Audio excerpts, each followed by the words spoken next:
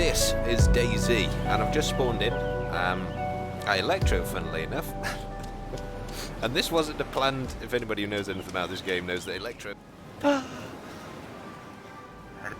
Hey guys. Oh my god, you're Guy on the house. such a manly girl. Hello. I'm looking. Is that you? That's not you. Oh my god! Dude, you don't have a silent. Oh, I see you now. You're dead. In 2013, Dayz was created by Brian Hicks and Dean Hall for the Arma 2 mod by the same title. Now, to get the full story of what we're going to be talking about today, we need to rewind all the way back to 2013. In 2013, Dayz was christened as a 5-man development in a log cabin or a garage in a small studio in their own home. At the start, Dayz was a very lesser known mod, only picking up around 20 people at the peak in 2013 until the full mod release in December 2013 when they peaked at 45,398 players. However, even though that the game was still excelling, bringing out new things every single year and every single month, Dayz began to die. Until the year of December 2014, where they peaked at 29,000 after a slow decline across that entire year. And then again in 2015 itself, the lowest it became was 9,325 and it began to decline. Very much until December 2018, when the game was released on Xbox and PS4, it became popular again, peaking at 29,324, but still on Steam it began to decline, all the way until the 4 digits in April 2019, and yet again began slowly increasing and decreasing across the next year. Now, this begs the question, what made the downfall be the downfall, and what was the main reason the game was regaining its popularity? Now, this brings us all the way back to the start of this video. Frankie on PC and other creators of the such began playing Dayz when it was first released as a mod in 2013, and Frankie has been continued doing this pretty much ever since, up to the last year where he dropped off again off the platform. And since then, a rise of new creators. People like JLK, Soursweet, Nazar, and other players have been keeping the game alive by making content and bringing people to the game.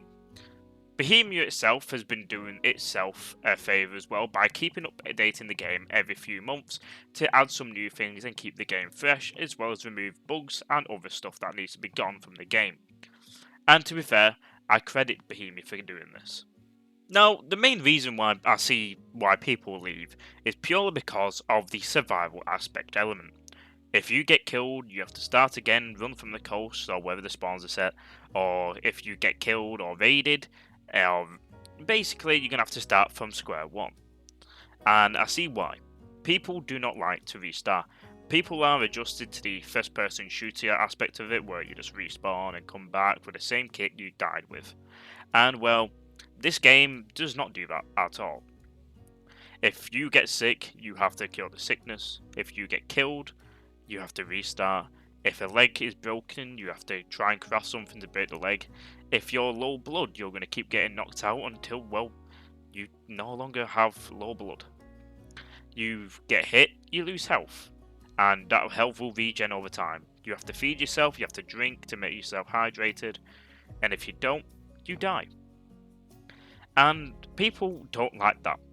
People would like to go ahead and do a GTA 5 where you can go around and do whatever you want, no worries about sleeping or eating or drinking, or if you die you can just spawn back and go right back to where you started. No longer a square one aspect. But people do not like that about Dayz, especially in Rust, where if you get raided square one, but it's very easy to go ahead and farm back up. All you have to do is kill someone and snowball.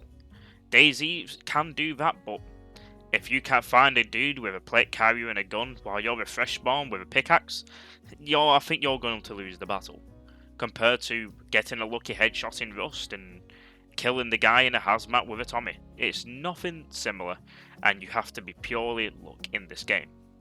Sound is a major thing as well. You can hear someone shooting from 3 kilometers away, just like in Rust, but Rust is a lot shorter in terms of sound distance. It's going to be a lot harder to adjust to the game, which is more realistic than the rest. And until people see that, or get enough people wanting to play DayZ, DayZ is no longer going to be a game where you're going to have hundreds of thousands of people playing. Last year alone, Xbox had 25,000 Xbox DayZ players. PC had 60,000. But PS4 has just short of 12,000. If you just combine those numbers, that's just breaking the 100,000 mark.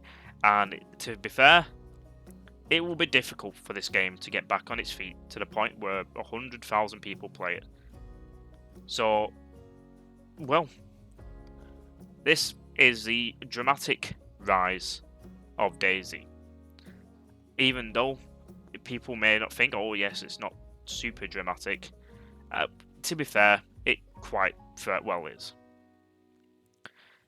The game has been out for 10 years this year, and not one year, not 1 month, has it even scratched the surface of 100,000 peak players.